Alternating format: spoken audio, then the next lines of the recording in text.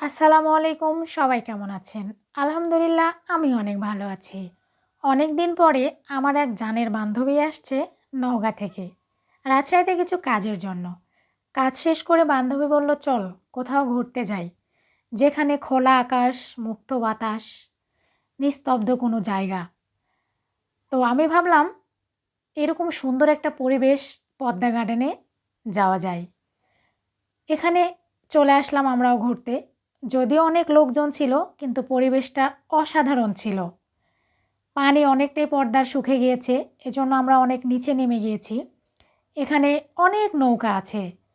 সূর্যের সাথে পদ্মা নদীর এক অমায়িক দৃশ্য। সত্যি এই জায়গাগুলোতে আসলে মন ভালো হয়ে যায়। অনেকে নৌকাতে করে ওই তো চর দেখা যাচ্ছে, ওখানে ঘুরতে যাচ্ছে। আমার আর যাওয়া হলো না, কারণ আমি নৌকা ভ্রমণে অনেক ভয় পাই।